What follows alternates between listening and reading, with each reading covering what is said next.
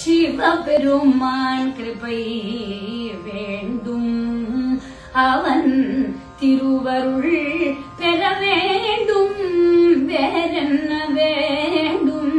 சிவபெருமான் கிருபை வேண்டும்.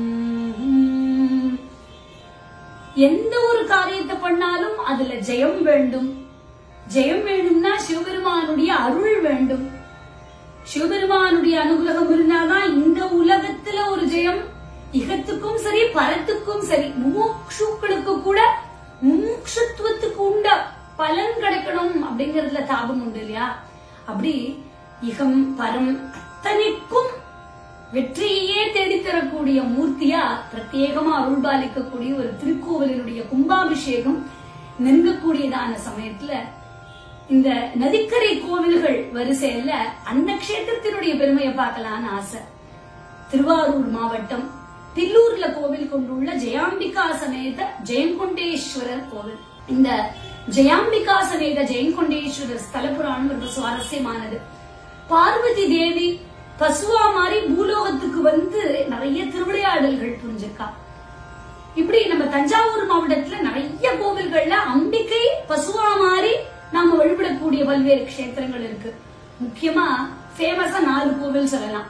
நன்னிலத்துக்கு பக்கத்துல திருக்கொண்டீஸ்வரர் கோவில், திருவாரூருக்கு பக்கத்துல திருப்பரியூர் கோவில், நாகப்பட்டினம் மாவட்டம் ஆதலியூர் கிராமத்துல விவேஸ்வரர் திருக்கோவில், இதெல்லாம் சொல்லலாம்.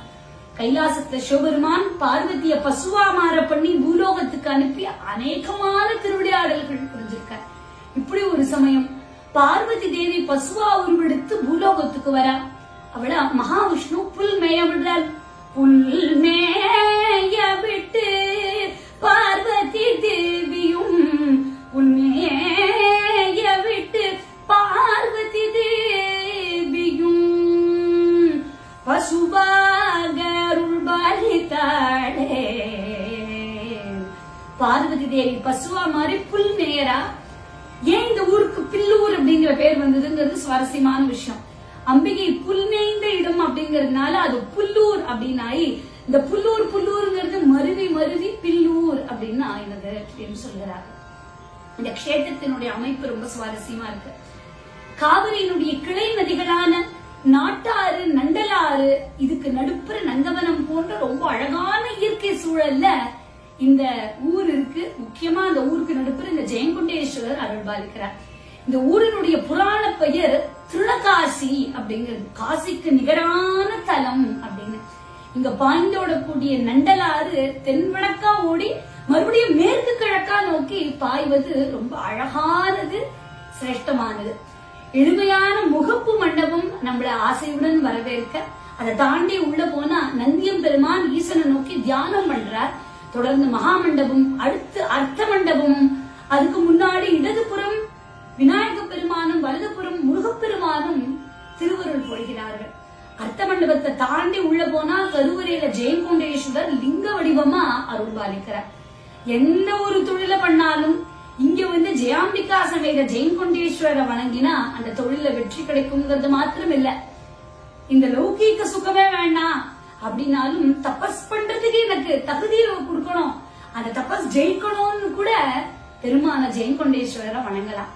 மூலவரை வணங்கி விட்டு வெளியில வந்தா மகாமண்டபத்தை தெற்கு நோக்கி தனிச்சந்நிதியில அம்பிகை ஜெயாம்பிகா சர்வதிக்ஷண்யத்தோட தரிசனம் தரா.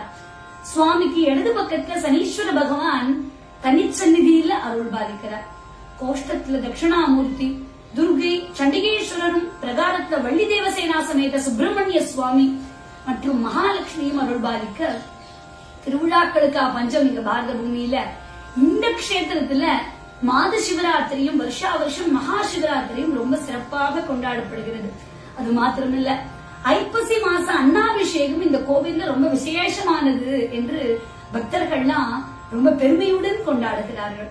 மார்கழியில திருவாதிரை, பங்குனி உத்தர திருநாள் அன்னைக்கு முருகப்பெருமானுக்கு சிறப்பு வழிபாடுகள், நடராஜருக்கு வருஷத்துக்கு 6 தரம் அபிஷேக ஆராதனங்கள், இதெல்லாம் நடக்க இந்த அருள்மிகு ஜெயாம்பிகா சமேத ஜெயங்கொண்டேஸ்வரர் கோவிலுக்கும் ஐயனார் உள்பட பரிவார தெய்வங்கள் எல்லாருக்கும் அதே போல நம்ம மனசார அந்த பெருமான பிரார்த்தனை பண்ணுவோம்.